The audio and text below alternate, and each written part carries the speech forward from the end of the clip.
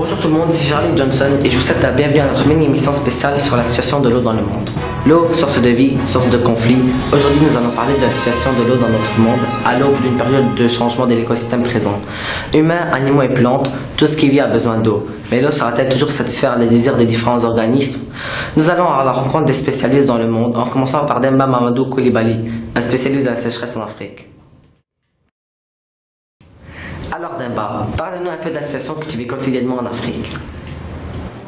Oui, tout à fait Charlie, tout à fait, je suis là, je suis complètement avec toi là. C'est-à-dire, le paysage derrière moi, comme vous voyez là, ça représente la situation dans le continent africain. Mais la situation est plus grave dans l'Afrique de l'Ouest et du Centre. Dans ces deux régions, il y a 39% de la population qui n'a pas accès à l'eau potable. Dans 5 pays, la couverture en eau potable est inférieure à 50%. Les zones urbaines en République du Congo, par exemple, sont recouvertes à seulement 46% et les zones rurales sont couvertes à seulement 28%. La couverture en eau potable, c'est la disponibilité et l'accessibilité de l'eau. Ici en Somalie, la qualité de l'eau est très mauvaise, tellement que l'eau du robinet est très déconseillée à la population, bien sûr. Acheter des bouteilles et aller au puits sont les seules solutions restantes. Merci. Merci beaucoup Mamadou. Nous allons rejoindre une autre personne, Gurkirat Raman, qui se trouve en Inde. Alors Gurkirat, parlez-nous des problèmes liés à l'eau en Inde. L'Inde est touchée par des problèmes liés aux moussons qui sont un système de vent périodique des régions tropicales. Et l'Inde cherche une solution pour y remédier. Ces moussons amènent des pluies tropicales qui sont injustement réparties sur le territoire indien, créant des inondations quelque part. Pendant qu'il y a de la sécheresse ailleurs, la principale solution serait d'installer un réseau de canaux.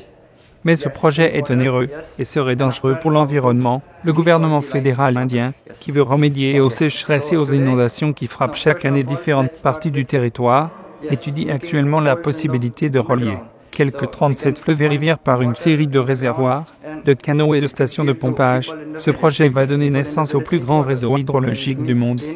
L'Inde augmenterait sa capacité énergétique. Ce projet devrait réparer les injustices climatiques. La sécheresse rend la situation critique, puisque le secteur agricole fait vivre 60% des 1,1 milliard d'habitants.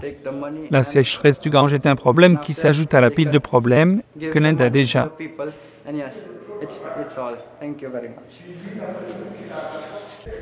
Sur ces belles paroles qui nous font réfléchir, nous allons accueillir deux spécialistes avec nous maintenant. Les sujets de discussion tourneront autour de la répartition de l'eau et la situation de l'eau douce dans le monde. Maintenant, passons aux deux spécialistes qui vont nous éclaircir sur la situation de l'eau dans le monde. Qu'avez-vous à nous dire, Albert? Oui, Charlie. Comme l'ont indiqué les deux reporters, il y a plusieurs problèmes d'eau potable dans le monde et à différents endroits sur la planète. Une chose est sûre, c'est que l'eau potable n'est pas répartie également dans le monde. En effet, plus de 60% des réserves mondiales d'eau douce sont partagées dans 9 pays.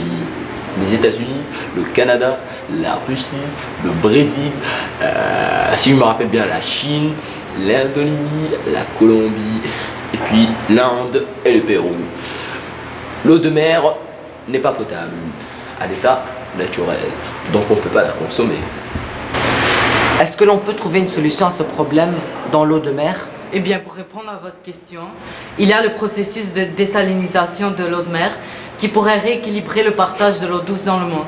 Par contre, ce dernier a un coût énergétiquement élevé et plusieurs pays ne peuvent pas s'équiper de cette technologie.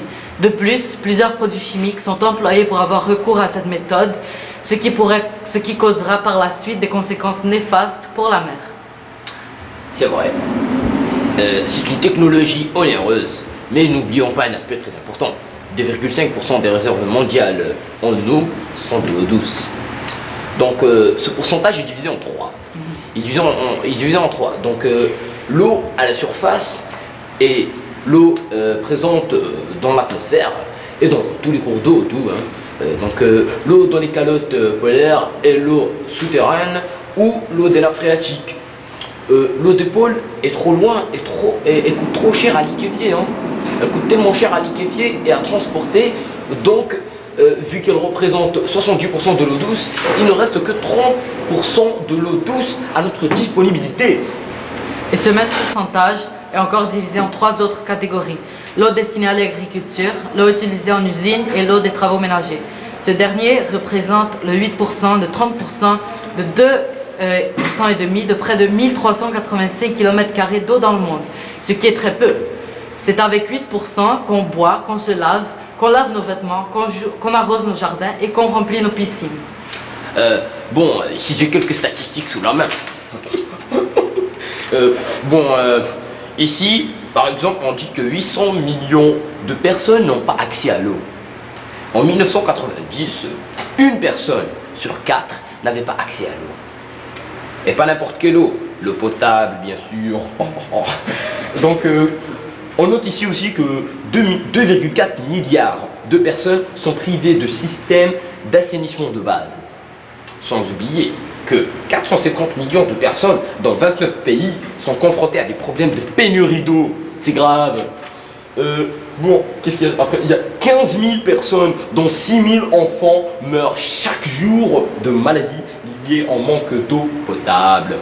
Donc, on dit aussi que 80 pays souffrent de pénurie actuelle, alors que 28 pays, souffrent de pénurie régulière. Vous savez ce qu'est une pénurie régulière? C'est pénurie régulière.